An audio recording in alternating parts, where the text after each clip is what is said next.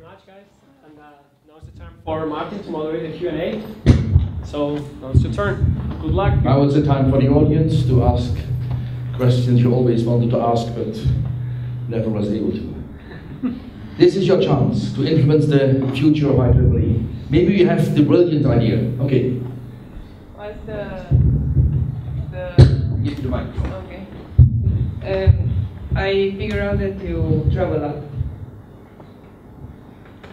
How many weeks per year you are at home? Approximately. Last year, as president-elect, I traveled just about half time. This year, as president, I'm traveling about 3/4 time.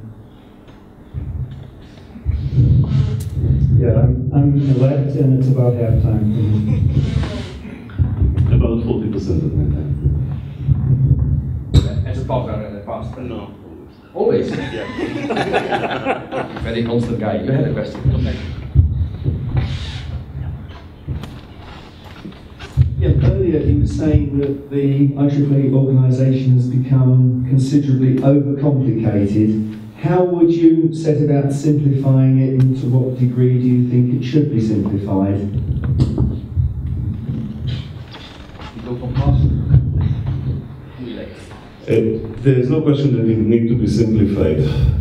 I think that by now we have gone through several cycles of trying to do that.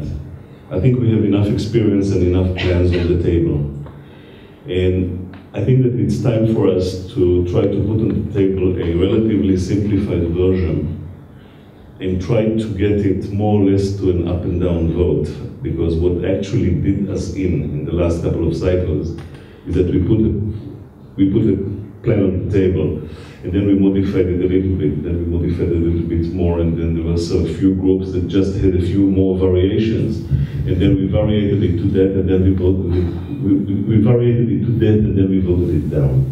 I think that we have by now enough experience, enough plans, enough external support for it in order to do it. I would, however, try to do it at a time when I feel that the board is ready for it, and not try to do it at any given random time, because when we try to do it in different times in the past, we have failed. And the last thing I would say is that I hope sincerely that we will not do the big reform when we feel that we are close to death.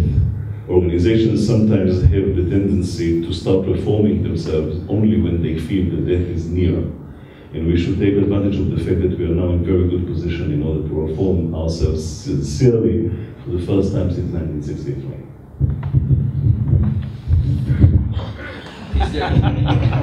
If you have a different opinion. Oh, different order. Oh, okay. There's no question that IEEE is in many respects an inefficient organization. And there certainly have been examples of times when the governance, the decision-making of IEEE was not as effective as it should be.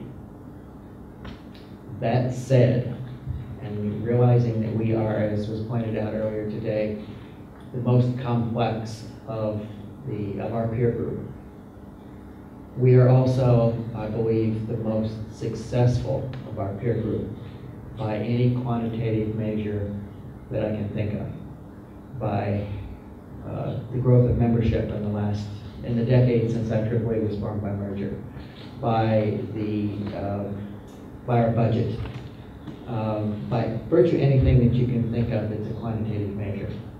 So while I would love to see a more efficient organization, and I would love to see one that is more consistently effective in what it does, I think we've done pretty well.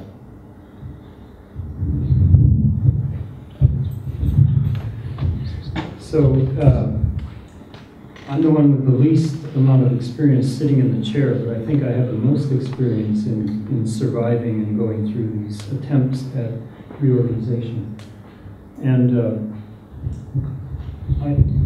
Moshe made a thorough study of this and reported at length to the board. And you heard 30 seconds worth of that, which I thought was very concise and very accurate. And I like the way he put it.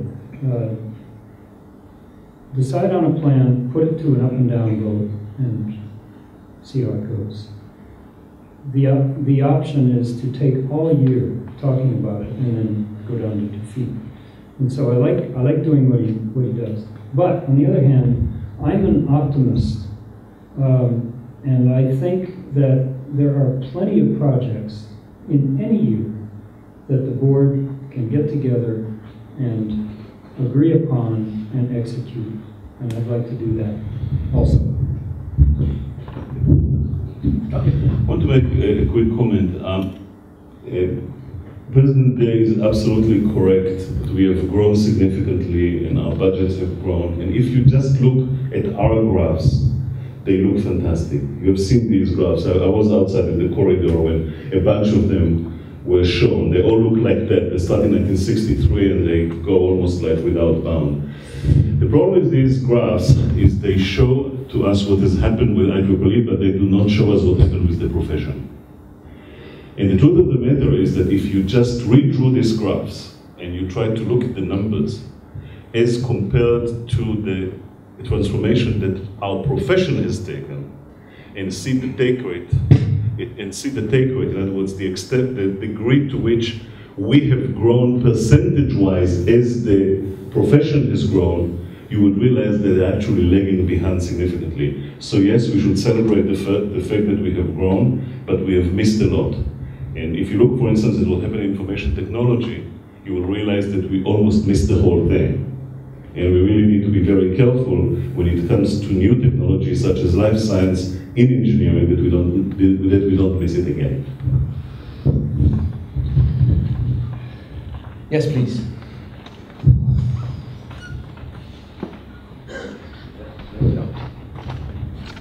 Yeah, just have two questions. The first one is on our IEEE. 4 years ago, there was this talk about the Institute of IEEE, meaning the Institute of Electrical Transit Engineer, and then because of the diversity, that there was going to be a time when it's no longer going to be the Institute of Electrical Transit Engineer, but just the acronym IEEE. Now, has that come to pass, or when is it going to come to pass? And the second question is on the world economy. What has IEEE, contributed to prevent what is happening in the world in terms of the collapse or in the economic collapse? Thank you.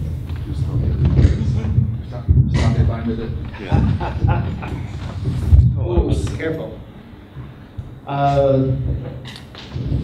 Let me try the first one, and then I may pass it off before I answer on the second one.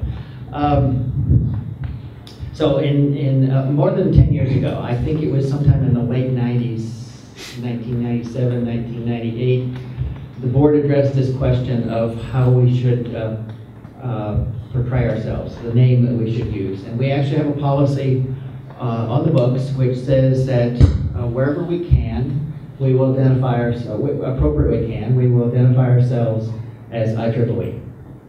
And the reasons for that are basically, as you suggested, that we want to be open and welcoming to a very broad discipline, not just electrical and electronics engineers, or not just those categories and computer scientists and engineers, but a full range of essentially applied technologists, in my view. That's a good thing. At the same time, when we try to take our position in the world, when we try to explain what we do, the people that we talk to who are not technologists to a great extent, these may be government officials, journalists, a broad range, we find that they want to know what our background is. So I in particular find that I need to explain over and over what IEEE stands for. And if we write a press release, we may try to put just IEEE in it. And almost invariably, the journalists who pick it up, if they pick it up, will add back in the full names. We are not at a point where we can fully implement a strategy of just calling ourselves IEEE. The people that we want to talk to need the additional background. Okay, so I agree with what Gordon said. We can do it both ways. It's on the books as IEEE, and I've even seen releases when people make fellows. Before I go to the answer about this, which is not very different than this answer, but I want to make a comment about the IEEE. IBM, nobody writes IBM based on their own name, right? Many people don't even remember that the B stands for business and M stands for machines, right? They have done that by decided at one point that they want to go IBM, and then by spending tons of money in order to make it happen. Unfortunately, the way our finances look, we can spend about public visibility $1 to $2 million a year. In our estimate, in order to do what you have suggested, namely to change it and make it stick, because we changed it and it doesn't stick, as it was just indicated. We decided, but we go back to it all the time. We need about 40 times the budget for about 5 years. We need about $200 million in order to harp in everybody's mind and make ourselves, by the way, a household name so that people actually know what we are talking about, because most people you meet on the street don't even know what it is, right? So actually, it's a little bit hopeless to hope to do that without a major publicity campaign, which I don't think we have the power to undertake. Talking about not having the power to undertake, your question about IEEE and what it does to avert global slowdown is really flattering to IEEE, because it assumes that we actually are powerful enough to do something about it. And the answer is that we are completely not in position to do anything at all on a scale of changing worldwide conditions on the short run. Now, we are doing technology. We are disseminating technology, and we have developed technology. The technology that we have developed had in many cases changed the world and changed society. Just look around you, right? Do you know what this has done? I'm sure you know what this has done. So on a week-to-week, month-to-month, year-to-year basis, we do nothing. But we are responsible for the proliferation of the DC motor, right? We are responsible for the proliferation of the standardization of cellular telephony. In this respect, we make very significant contribution to economy, but if you expect us to be players in what essentially is, in many cases, just political activity, which is what is needed here, we are simply not doing this. This is not IEEE. Who will be the next? Yes, Pilar. Yes, I want to Use this. Yeah, my question, I haven't been able to attend all of your presentations, maybe you have said something about this, but I would like you to name one thing, one creative thing, I don't know if you've been in the previous presentation, one copy and combine kind of thing, but brand new, that the IEEE is not doing now and you think it should be doing in 5 years' time. And I know life science is something that is already started, so it's not just this, but something in 5, maybe 8 years' time, something really brand new that you think the IEEE should do. Shall we start with Peter this time? You did a subject. Sure. So we have an ad hoc strategic planning committee who is discussing things like this. And they are called scenarios. So one of the scenarios is all content will be free. One of the scenarios is that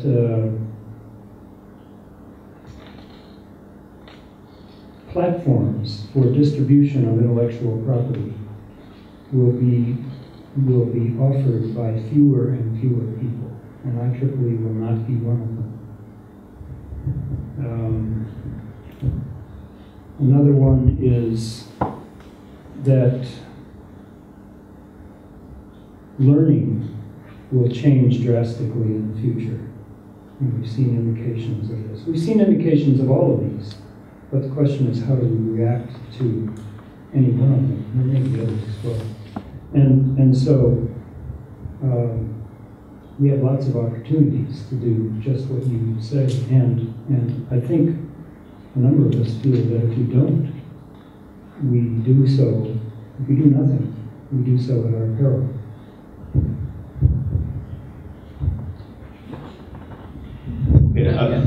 Okay, I'll start with something timid and then I'll do something a little bit more risky.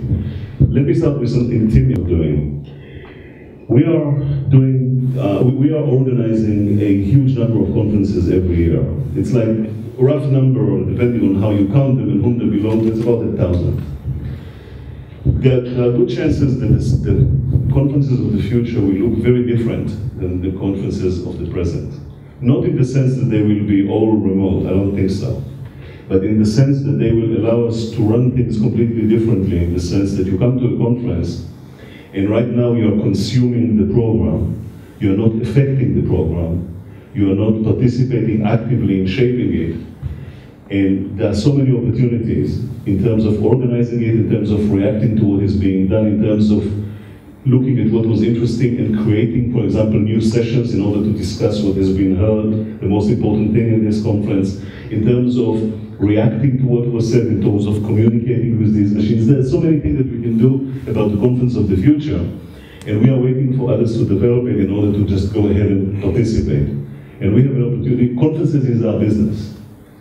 Developing the conference of the future is something that we are really not doing right now, and we ought to be doing. That's the timid one. Now the one that's less timid. Across what you will see in IEEE, if you just read carefully, you see a lot of activities towards taking electronics from being something which is on the table to something which is on the hand, to make it something that is worn on the body, and to make it something which already exists, something which is in your body, right? Almost to bionics. I think we have a great opportunity to try to define the field, and to define it in an integrated way. It now exists in 600 different small places, and to basically move together an integrated initiative in order to develop the bionics of the second part of the 21st century. That, I think, is going to be a worthy challenge for us, and we are not doing it yet. In the very shortest form, I think we need to be doing more in education and career development. I said some things about that earlier. A number of other speakers have spoken to that. It's continuing technical education. It's soft skills. It's skills that will allow people to move up the career ladder in their organizations. It's skills that will help them become entrepreneurs if that's what they choose to do. It's skills that will allow them to practice their profession as a consultant with many clients or as a contractor. Universities, the people I talk to consistently tell me they don't have time to add a lot of that content into their curriculum. And yet the need is very, very strong as I see it, and it's growing. And it's growing because of the change in the nature of careers in our field. Professional societies are one of the best places, one of the types of organizations that can have the best opportunity to fill that need for professionals in our field. We're doing quite a bit. We're doing more than I think most people realize. We aren't portraying it as an integrated package. We aren't providing it in a way that allows people to go to one spot and really see everything that we have. We need to understand what we have. We need to figure out the gaps in that and begin to fill those gaps and make lifelong education, career development into a central piece of the IEEE package.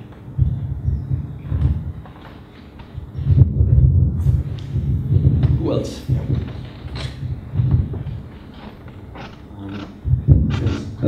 Does IEEE have an official standpoint on ACTA, SOPA, and other attempts to regulate the web? And if so, so? Are we doing anything about it? Okay.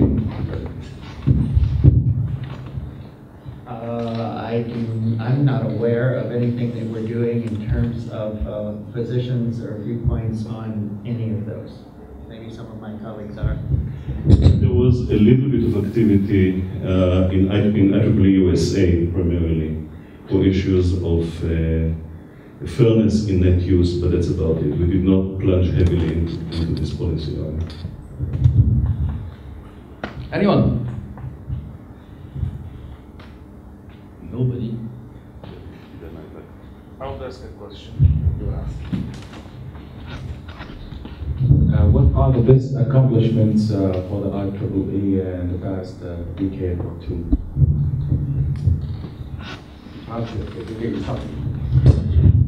I will actually answer one, which is what was the best accomplished so far, and I'll try to predict the next accomplishment coming forward. Our best accomplishment in the last decade or so was digital publishing. We were the first to actually, we were the first major association. I mean, there were some organizations with one or two journals that took everything and put it online, which was a bold, very bold act and very risky act. It now doesn't look like that because it was so successful. But at the time, we really were stepping into an area which is completely new. And we took a huge risk when we did that. That's the accomplishment of the last 10 years. Now, especially because of the fact that this is a forum where we have many students and many educators, here is what I believe could be one of our major accomplishments in the next 10 years. We need to take the engineering curriculum and redo it. We are stuck with an engineering curriculum that was reformed for the last time after World War II, which is archaic, which is bizarre, which has a lot in it, which comes under the title, study because we are telling you that's good for you. And that today, for example, if we try to recreate a curriculum for engineering today, it will not be calculus-based, and it will not show such reckless negligence of computing as a discipline. And I don't think that anyone can do it better than us, to basically look into this and put on the table, as was done in the late 1940s, that some bold people put on the table a completely new curriculum for engineering. And I think that the onus on us is to make the bold step.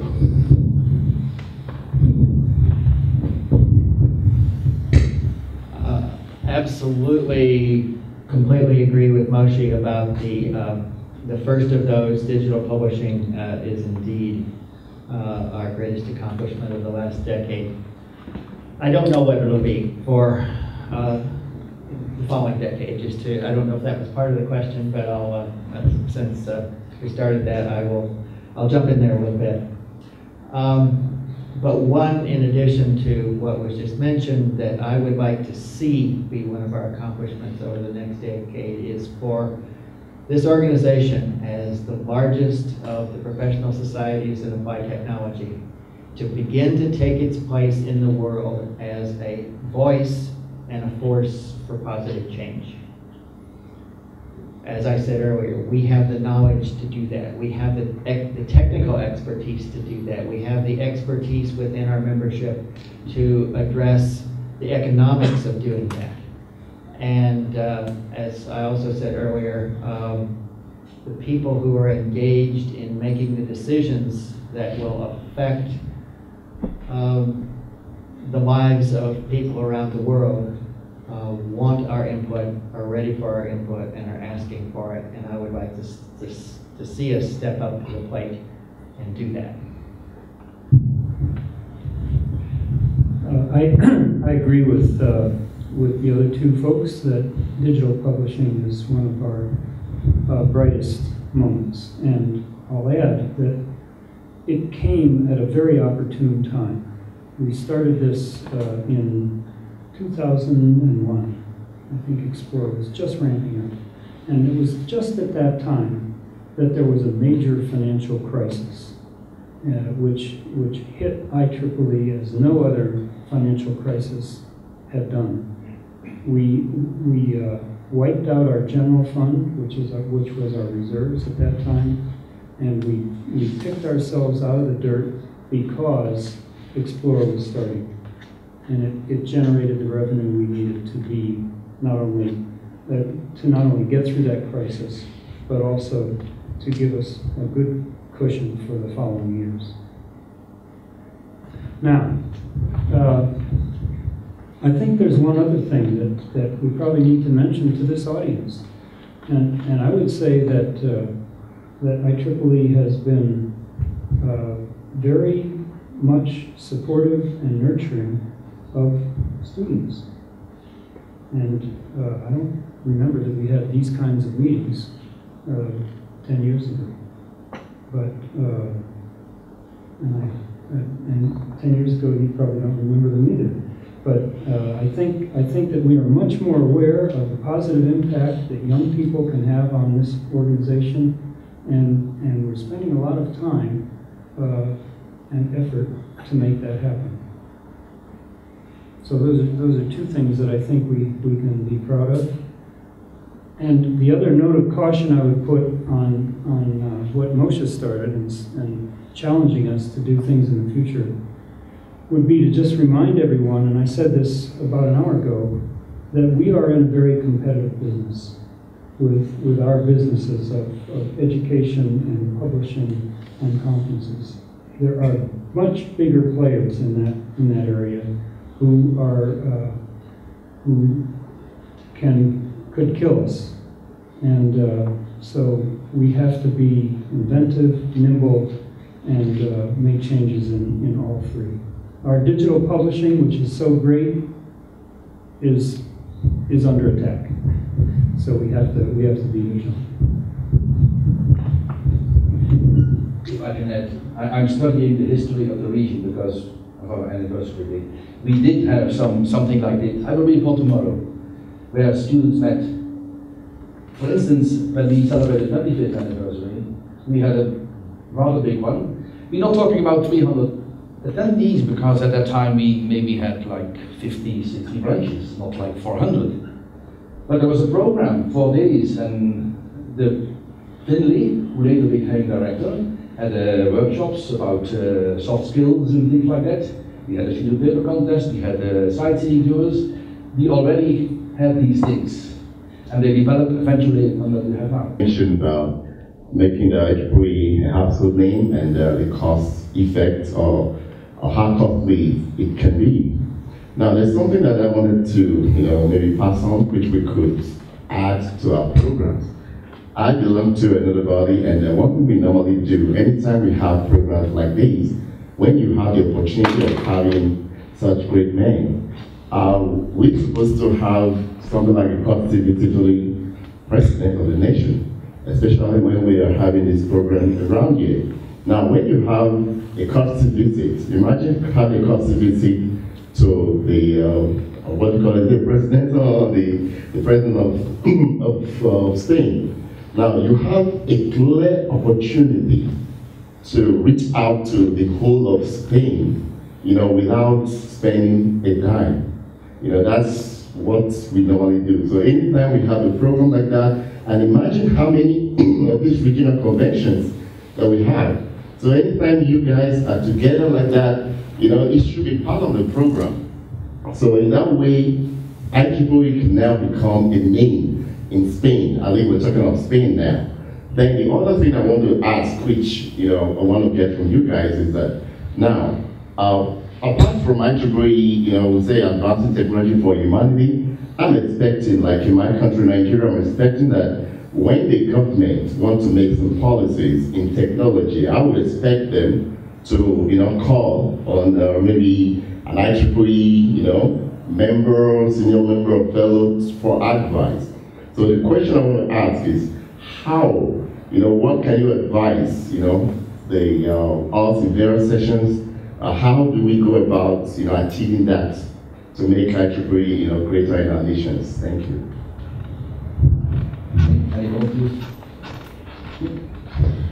let me start with the second question. We are definitely open to business, and we actually have and are advising several governments that approached us and requested our assistance. There are several good examples. In some cases, in areas that are technical, there's a good example of what we have done in South Africa. In some cases, it is how to devise the educational system, such as we have done in places like Peru and Uruguay. And we are basically ready and willing to do that. And IEEE has the means to do that. And in the places where we have done it successfully, it was done as a combination of local experts who are related to IEEE, as well as international experts as needed who were brought in. So we have experience in doing that. We did it sometimes on a small scale on a voluntary basis. And in some cases, we actually got into an agreement with the government where IEEE supplied advice and counseling in exchange for a fee, or at least paying for the travel of the individuals, the volunteers who got there. In terms of the excellent abilities to use the wisdom, fame, and beauty of the three presidents in order to make IEEE a household name, I'll tell you my experience. My experience is that in some countries and in some cultures, the appearance of an IEEE president in the airport creates a stir. The newspapers come, you get invitation to meet with the Speaker of Parliament. In some cases, I've seen presidents and prime ministers. There are some places where nobody pays any attention. And in general, in countries, in very highly developed countries such as Spain, chances are that we will not exactly be a huge sensation. And if we announce our appearance to local press, chances are that they will not necessarily stop the presses right away in order to get an interview from us. So we are doing that actually in many places, and I'll be very glad to share with you examples how a president has arrived in a certain province or in a certain country and made a lot of impression, and there was a lot of coverage, TV coverage, press coverage, there are cases like that, and there were some places where it was very difficult to get someone to help with carrying the suitcases. Well, I have nothing to add to that. No one's met me at the airport except the taxi driver. I would add to Moshe's comment that we have been visible and effective in dealing with certain countries, and the one additional example I give is India, who has been very impressed with the intellectual property of IEEE Explore, and is asking a great number of its universities, not asking, telling a great number of its universities to incorporate Explore in their offerings to student and faculty. Well, I think the question has basically been adequately answered here already, but we do in fact have frequent connections with government officials in many countries that we visit. Sometimes they're ceremonial activities, sometimes they're a little more substantive. It's my view that we need to do more of that. IEEE has historically done a lot of that in the United States. It's an activity that U.S. members pay extra for. I believe the time is right for us to do this more systematically in other parts of the world.